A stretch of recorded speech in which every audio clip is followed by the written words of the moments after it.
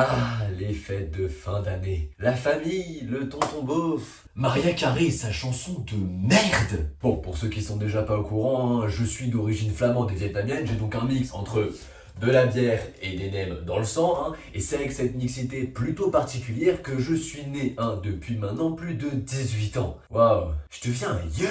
Mais du coup, vu qu'on est vraiment beaucoup dans la famille, on se retrouve pour la réunion la plus importante de l'année, Noël. N'empêche que parfois, il y a des trucs chiants.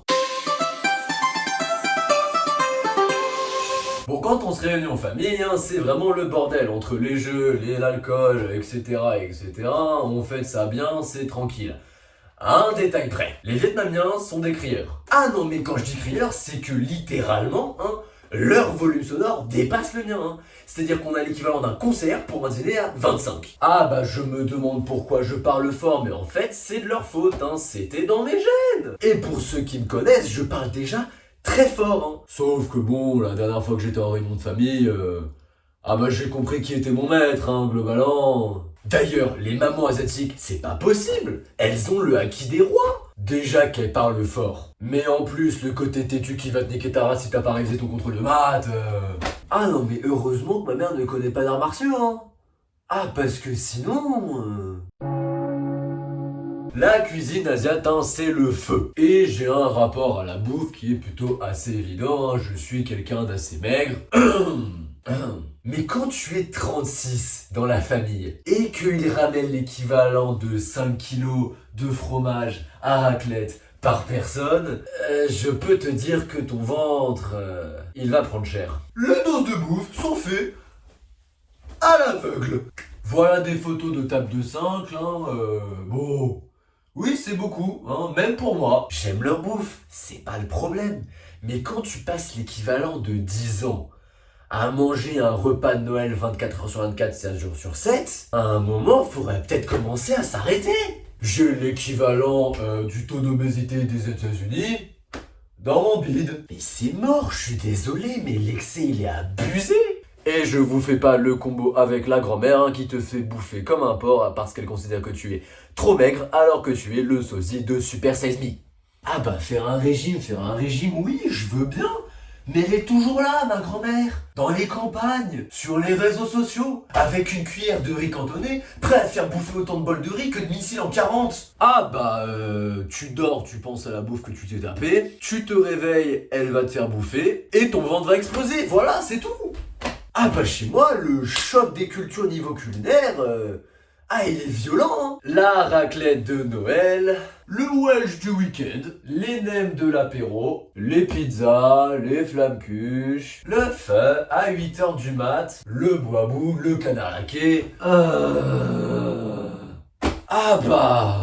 Mon ventre a pas fini de digérer que c'est déjà le bol de riz du goûter. Et je vous rappelle que gérer une grand-mère qui te fait bouffer comme 4, c'est gérable. Mais quand t'as toutes les tantes qui font pareil, tu vas pas courir pour faire du sport, tu vas courir pour fuir. D'ailleurs, en parlant de mes tantes, je connais pas le nom de mes tantes. 18 ans dans le déni le plus total. Attends.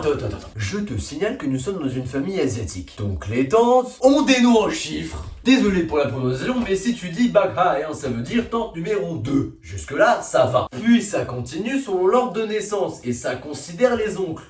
Donc le 1, c'est les arrière-grands-parents, puis ça continue. Un oncle, ça sera ton oncle 2. Mais si le deuxième enfant est une meuf, alors ça sera tante numéro 3. Ah non mais cherchez pas, j'essaie de comprendre, mais j'y arrive pas, donc vous expliquez. Non mais bordel, c'est quoi ce système de merde? Le système est peut-être con en soi, mais je ne sais plus qui est qui. Numéro 1, numéro 2, ils se sont crus dans Austin Power? Bonjour, tante numéro 2. Ah non mais bon, mes cours de maths avec le coefficient de Lagrange suivi d'un axe de Gini avec 2 systèmes à 2 variables qui plus est sur un modèle d'offre et demande.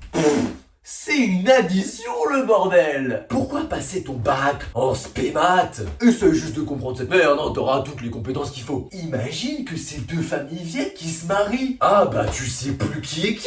La tante numéro 2 de la deuxième famille, du cousin de ta famille, de ta femme numéro 7.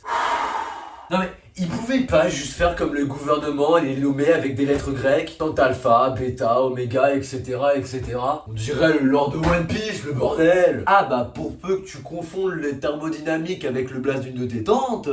D'ailleurs, en parlant de famille, ma famille est énorme, voilà. Et quand je dis énorme, c'est vraiment énorme. Le frère de la tante du cousin de je sais pas trop quoi, c'est le dawa le plus total. Et la cause est ultra logique. 1955 à 1975, guerre du Vietnam. Les Français ainsi que les Américains se battent au Vietnam contre les partis communistes. Donc mes aïeux ont dû quitter le pays pour venir en France, tandis que d'autres sont allés un peu partout dans le monde. Mais ça justifie pas le nombre de personnes qu'il y a dans une fratrie. Bah quand on dit que les Asiates en zone petite, voilà. Par contre, petite qui envoie, hein, c'est une fléchette le bordel. Et qui loupe pas sa cible en plus. Non mais je veux même pas savoir à l'époque des boomers, hein, parce que c'est une soirée arrosée. Non parce qu'en plus maintenant on a de la famille dans toutes les régions, hein. Autriche, Suisse, France, flamand, etc., etc.